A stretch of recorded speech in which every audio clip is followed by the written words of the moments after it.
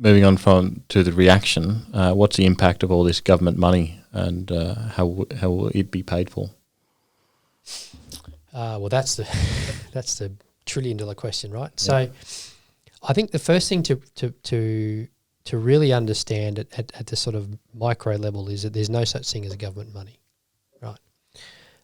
There's only our money that we give to government, and the government redistributes some way. Now, they might redistribute all of it now. They might redistribute a percentage of it now and keep some for later. Or they might distribute more than we gave them and hence have to borrow the difference and then have to make that up in the future.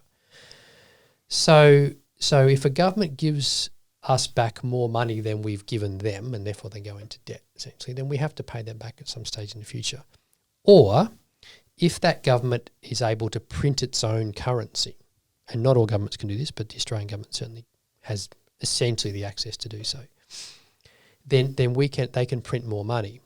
But that's inflationary. In other words, basically, inflation is literally the amount of money there is in the system. So if there's more money than there is productivity in the economy, then the price of everything just reacts accordingly, right? And so that's not value.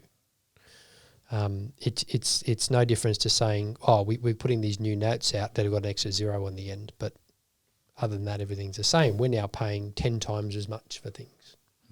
But the amount of stuff in the economy and the amount of cash, that proportion just changed. There was no growth in output. So the government spending all this money creates no value. That's not what they're doing it for. They're not saying, hey, because otherwise, if you think about that, if you think if printing money was the answer, then you just go to the third world country and you say, just print some money. Just print some money and there's your economic freedom, right? So that doesn't work. So what they're trying to do with this is they're trying to say, hey, look, we're borrowing from future you, is what they're doing. And they're saying, and the reason we're doing that is because it's the velocity of money that drives an economy, right? It's that concept of one person's expenses and another person's income. And the velocity of that is really important. But if you remove the value creation from that and say, well, all we got to do is keep trading and things will be okay, which is essentially all a government can make you do. Here's money, trade stuff. If there's no value created, then all we're doing is just inflating the price again, right? So the reason they're doing it is they're saying, well, if you're not trading, there's no incentive to create the value, so you won't. So in the future, you'll have no more than today. Yep. And therefore, it's in all of our interests for that activity to continue. So there's an incentive for you to keep creating value or for you to create value in new ways, because the way you were creating value is not there. We shut your shop, right? So you can't do that anymore, or you can't do it for a while. But if we don't give you access to any resources for you to find other ways to create value, then you just won't, or there'll be an extended period of time where you won't. And because of that, future you, as in all of us in this collective economy, we'll all have less output as a result, therefore we'll all have less wealth.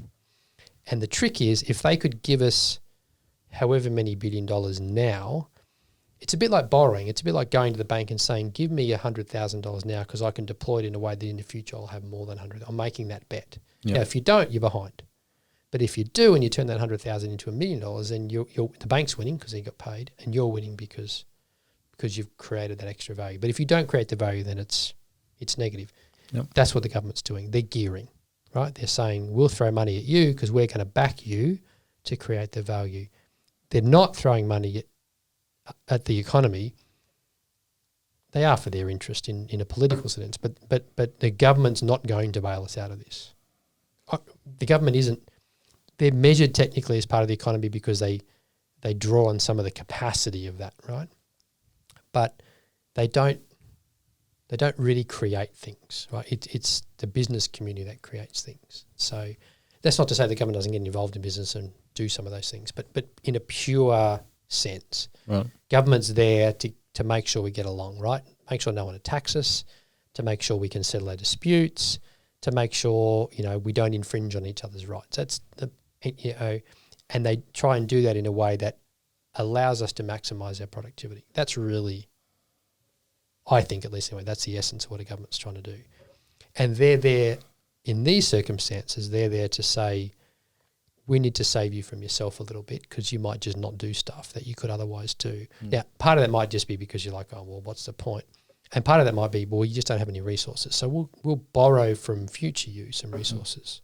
So the answer is, that's a very long answer, I know, but the point to really understand that is that we will pay for it. The governments aren't paying for this, we will.